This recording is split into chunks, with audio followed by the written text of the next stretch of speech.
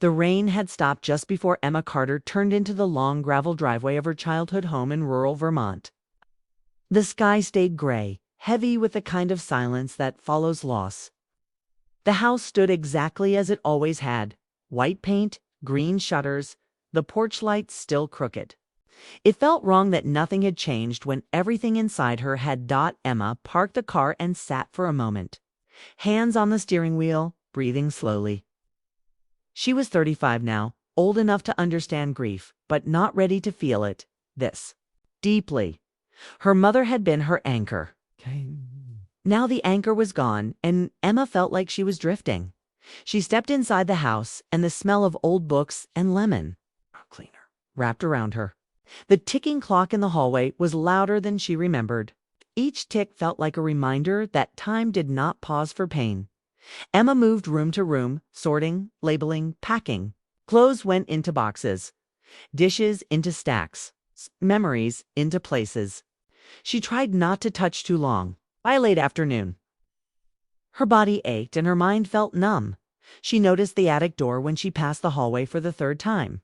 It was shut tight, the small brass lock catching the light. Emma stopped. The attic had always been off limits. Her mother said it was messy, dangerous, full of things better left alone. That warning echoed now. Emma hesitated, then went to the kitchen. She opened the cabinet above the sink, reached for a chipped blue teacup, and smiled sadly. The key was exactly where it always had been. Her mother never changed her hiding places. It felt like a final quiet message. The attic stairs groaned under her weight. Dust filled the air as she pushed the door open. Sunlight streamed through the small window, cutting the space into light and shadow. Boxes were stacked high, some labeled, most not. Old furniture leaned against the walls like tired guests. Emma planned to take a quick look and leave.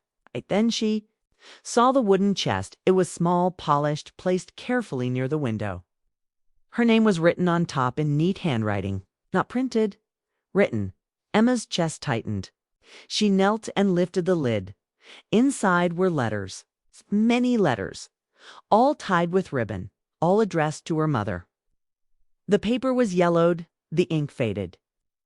But the words were still clear. She picked up the first letter and read. The signature at the bottom. Daniel Wright.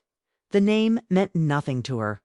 Yet her hands shook as she read. Daniel wrote about love that had grown fast and deep. About nights spent talking until sunrise. About laughter that made the future feel possible. He wrote about fear, too. About choices made too late. About regret that followed him every day. Emma read letter after letter, her heart pounding. Daniel wrote about a child, a daughter. He wondered if she had her mother's smile. He wondered if she was safe. He wondered if she would ever know the truth. Emma's vision blurred. She sat back on her heels, breath uneven. Her father was not dead. He had been alive all this time. The last letter was dated 3 years ago. Daniel wrote that he was sick. That time felt short.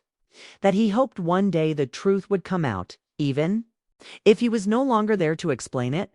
Emma closed the chest slowly. The attic felt too small now. The air felt thin. Her whole life had been built on a lie, not cruel, but heavy. Her mother had carried this alone. Emma left the house with the letters pressed to her chest, drove without direction until hunger forced her to stop. She pulled into a small roadside diner. She remembered from childhood. The diner was warm and smelled like coffee and fried food. A few locals sat at the counter. Emma took a stool at the end, still lost in thought. Long day. A man's voice. As she looked up. He stood beside her, holding a mug. Dark hair, slightly messy, eyes tired but kind. You have no idea, Emma said. He smiled gently. That bad, huh? She nodded. The kind of day that changes things. He sat 2 seats away on Lucas. Emma? They talked without trying, about the weather, about moving back to small towns after big cities. Lucas said he had come from Seattle after his father passed away. Emma felt a strange pull when he said that. A small spark of recognition she didn't. Understand? You staying long? Lucas asked. I don't know, Emma said honestly. I came back to close a chapter. Now I'm not sure. Lucas studied her face. Some chapters don't close. They just change shape. His words stayed with her. When Emma left the diner, she felt lighter and heavier at the same time. She glanced back once and saw Lucas watching her go, his expression thoughtful, almost familiar. That night, Emma lay awake in her childhood bedroom. The moonlight touched the walls softly. She opened one of the letters again, reading Daniel's words with new eyes. Somewhere across town, Lucas sat alone in his rented house, staring at an old photo of his father. A name echoed in his mind from a story his father once told. Margaret. Carter, neither of them slept. The truth had been buried for decades, and now it was awake. Emma did not sleep that night. Morning light slipped through the curtains, but her mind stayed in the attic, in the letters, in a life her mother never spoke about. She packed the chest into her car before fear could stop her. If the truth was Rio, she needed to face it. She drove slowly through town, passing places that felt smaller now. Her hands tightened on the wheel as she stopped outside the diner again. Lucas's face came to her mind without effort. Calm, kind, familiar in a way that made no sense. She did not plan it. She just followed the pull. Lucas was there, sitting by the window, coffee untouched. He looked up, surprised, then smiled. You came back, he said. I needed to, Emma replied. Her voice sounded steady, but her chest felt tight. They spoke little. Emma asked if they could talk somewhere quiet. Lucas nodded and led her outside. The sky was clear, the air sharp. They walked in silence to his car. At his small rented house, Emma stood near the door, unsure where to begin. Lucas waited, patient but alert. My mother died last week, Emma said. I'm sorry, Lucas said softly. She left me something. Emma placed the chest on the table. Her fingers hovered over the lid. I think it connects to you. Lucas frowned. To me. Emma opened the chest and handed him a letter. Read the name. Lucas read the signature and froze. That's my father, he said. His voice was low, almost afraid. Emma nodded. Daniel, right. Lucas sat down slowly. He read more. His face changed with each page. Confusion, shock, pain. He never told me this, Lucas said.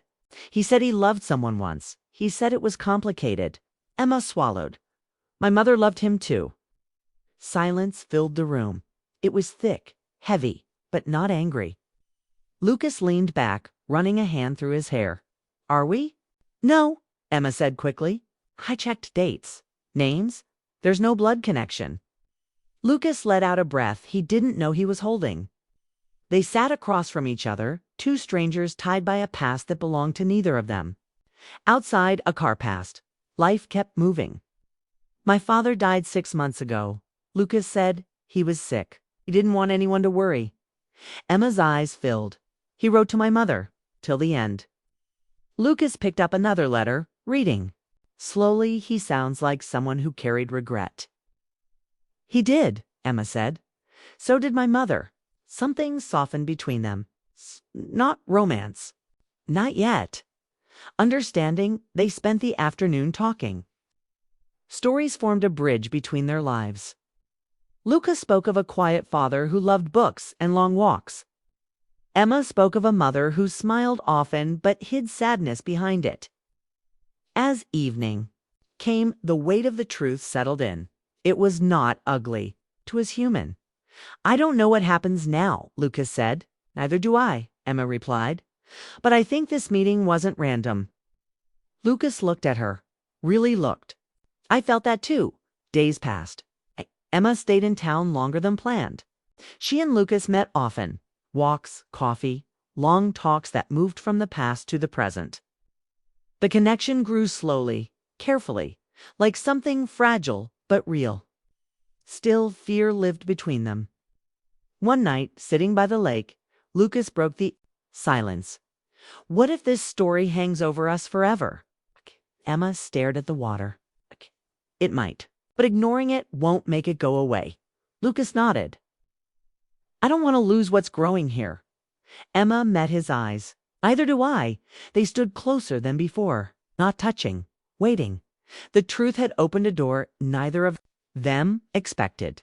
And for the first time, instead of fear, it felt like freedom.